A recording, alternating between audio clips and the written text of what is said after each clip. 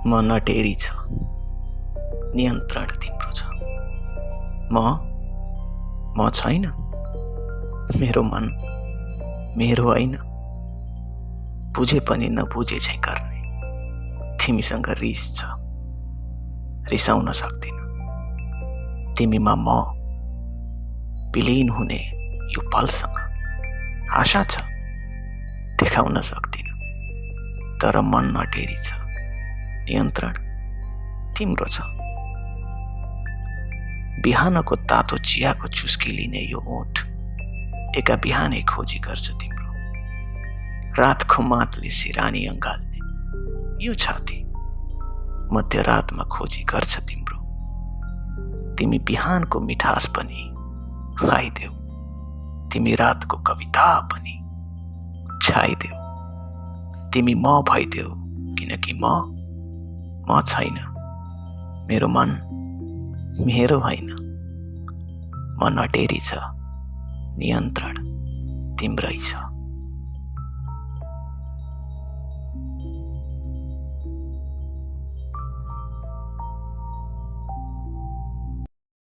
नमस्कार, म समज्ञा भट्टराई।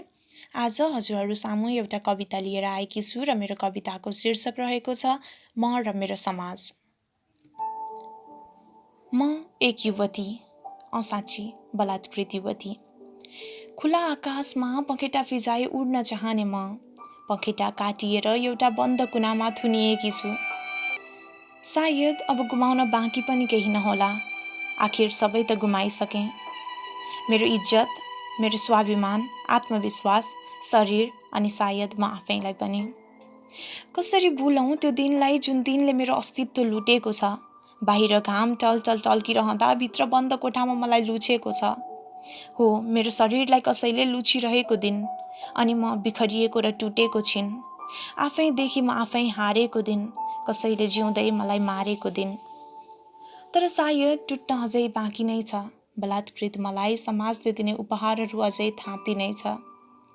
त्यसैले त न्यायको लडाईँ लड्ने हिम्मतको आशामा आफ्नै बाबा आमा सामु पुग्दा मेरो मुख थुनिएको छ। समाजको अगाडि इज्जतको डरले मेरो आवाज आफ्नैहरूबाट दबाइएको छ। सायद बलात्कृत मलाई समाजले दिने उपहारहरू अझै थाँती नै छ। भनिन्छ आमा बाबाले त सन्तानको मौनतामा पनि उनीहरूको भाव बुझ्छन्। तर किन यहाँ मेरो चित्कार पनि सुनिरहेको छैन? मलाई संसार देखाउने कोख अनि संसारमा डोहोर्याउने काँधले मेरो पीडा किन बुझिरहेका छैनन्? सायद मलाई टुट्न अझै बाँकी नै छ। बलात्कृत मलाई समाजले दिने उपहारहरू अझै थाँती नै छ। एउटा प्रश्न छ आमा हजुरलाई। आफ्नै छोरीको बलात्कारीको निधारमा सप्तरङ्गी टीका लगाइरहँदा हजुरको अलिकति पनि हात काँपेन? अनि बाबा, आफ्नै छोरीका हरेक अङ्गहरूलाई खेलाउन जस्तै खेलाउने ती हातहरूसँग हातेमालो गर्दा छोरीको लुचिएको नग्न तस्बिर के आँखाले छापेन? सायद यी आँसुहरूले हजुरलाई नपिरलेको त पक्कै नहोला। समाजको डरले छोरीलाई जल्न दिइरहँदा मुटु नचिरेको त पक्कै नहोला। खैर, मेरो नजरमा हिमश्रृङ्खला जत्तिकै उच्च हजुरको त्यो प्रतिष्ठा विलीन भएको छ। अरूको अन्यायमा बोल्ने मेरो आवाज आफ्नैमा भने अब मलिन भएको छ। त्यसैले त सायद मलाई टुट्न अझै बाँकी नै छ। बलात्कृत मलाई समाजले दिने उपहारहरू अझै थाँती नै छ। यस्तै हरेक दिन यहाँ कयौँ शरीरहरू लुचिन्छन्, कयौँ इज्जत लुटिन्छन्, कयौँ स्वाभिमानको धज्जी उड्छ, अनि एक निडर पन्छीको मनमा डर र त्रास भरिन्छ। सगरमाथा चुम्न चाहनेहरूलाई चार पर्खालभित्र बाँधिएर बस्न बाध्य बनाइन्छ। भाग्न सिकाइन्छ यहाँ, तर लड्न सिकाइन्न। न्याय पढ्न भनिन्छ, तर न्याय माग्न सिकाइन्न। उडान भर्न भनिन्छ, तर उडान भर्न अगावै पखेटा काटिन्छ। अरूको आवाज बन्न सक्ने मेरो आवाज सधैँको भरिको लागि मारिन्छ, सधैँभरिको लागि मारिन्छ। के अब यो अति नै भएन र? कहिलेसम्म एक नारीले समाजको डरले अन्याय सहिरहने? आखिर समाज पनि तपाईँ हामी नै त हौँ। मेरो शरीर लुचिँदा मलाई नै दोष दिने समाज तपाईँ नै हो, अनि तपाईँको इज्जत लुटिँदा कुरा काट्ने समाज म। त्यसैले अब आउनुहोस्, समाजको कुरा छोडौँ। तपाईँ र म हामी बनेर अघि बढौँ। एकअर्कासँग हातेमालो गर्दै हिँडौँ। न्याय नपाएर छटपटिएका आत्माहरूलाई न्याय दिलाउन लागौँ। न्याय खोज्नेहरूको मजाक उडाउनुको सट्टा हौसला दियौँ। समाजको साँघुरो दायराबाट माथि उठौँ र मानव बनौँ। बस मानव बनौँ। धन्यवाद। नमस्कार, मेरो नाम अविनाश भट्टराई। मैले सुनाउने कविताको शीर्षक हो भुपु मायालु। यो अलिकति फरक शैलीको कविता हो। यो साहित्यमै नयाँ प्रयोग हो। यसलाई मैले पञ्च पोइट्री भनेर नाम दिएको छु। कविता सुरु गर्छु। कविताको शीर्षक भुपु मायालु। रित्तो हात लिएर आएकी थिई, रित्तो हात लिएर आएकी थिई, हात भरेर पठाइदिएँ। रित्तो हात लिएर आएकी थिई, हात भरेर पठाइदिएँ। रित्तो काँध लिएर आएकी थिई, पाखुरी भरेर पठाइदिएँ। खाली हृदय लिएर आएकी थिई, माया भरेर पठाइदिएँ। खाली हृदय लिएर आएकी थिई, माया भरेर पठाइदिएँ। खाली ह्यान्डब्याग पनि लिएर आएकी थिई, खोलेँ, हेरेँ र छोडिदिएँ। पछि उसले पनि मलाई खोली, हेरी र छोडिदिए। आज उसलाई सम्झेर यस्तो मात्र भन्न मन लाग्छ। आज उसलाई सम्झेर यस्तो मात्र भन्न मन लाग्छ। ओ मेरी भुपु मायालु, ओ मेरी भुपु मायालु, तपाईलाई ल्याल सलाम। Thank you so much. नमस्कार, म गङ्गा किबानायो। आज तपाईहरूलाई एउटा कविता लिएर आएकी छु र मेरो कविताको शीर्षक रहेको छ यात्रा। विपरीत दिशाबाट आएको अर्को व्यक्तिसँग ठोकिँदा कोही अगाडि बढ्न नसक्ने त्यति साँघुरो गोरेटो बाटोबाट भएको थियो मेरो यात्राको सुरुवात। संयोग यस्तो भएन कि बाटोमा कोही नभेटियोस्। आफ्नै यात्रामा व्यस्त कति यात्रुसँग हाँसेर बोलेँ। मिलेर बाटो फराकिलो बनाउँदै भयो हाम्रो यात्राको विस्तार। एकान्तमा हिँडेर पनि एक्लो नहुने रहेछ मन। यता जाउँ कि उता, दुई प्रश्नलाई जन्म दिने दुई बाटाहरू जन्मिएकै यन मोडहरूमा। अन्तिम निर्णयको कसम खाएर भन्छु, कहिल्यै आराम खोजेन यो मेरो मन। एकाधा मानिसलाई छोडेर भिडसँग पनि ठोकिन थालिसकेको थिएँ म। बाटो मेरो फराकिलो बन्दै गयो, तर म हिँडेको दिशामा कोही हिँडेन सायद। फर्किने बरु धेरै भेटिए।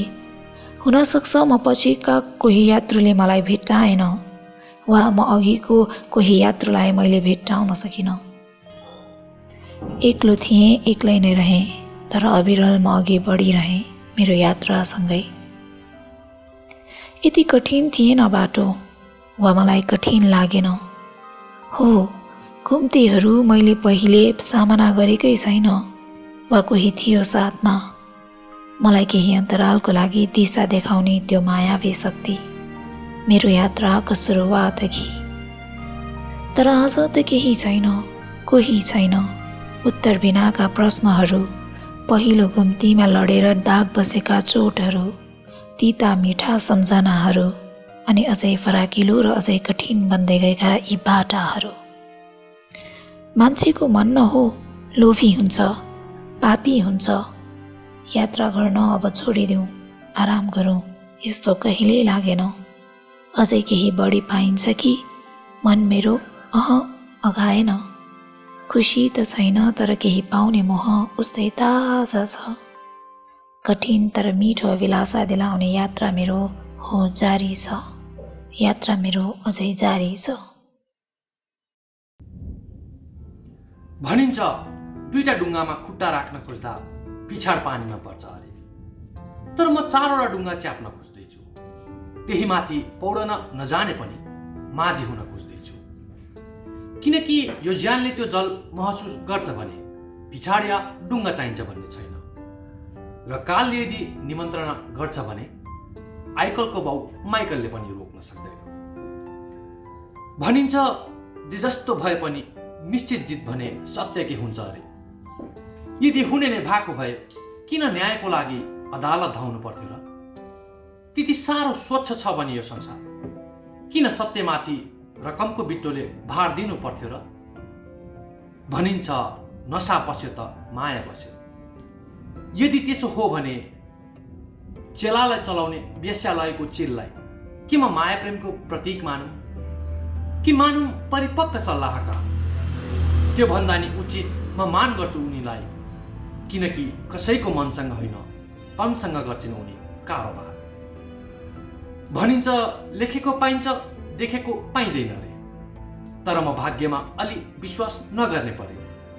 देखेको अवश्य पनि पाइन्छ बुझ्छु, तर मेरा 2 हात मात्र असक्षम छन् कि ती गाँसहरू पार्नलाई, कि कतै म लायक छैन ससाना भूभागहरू भए पनि ओगट्नलाई।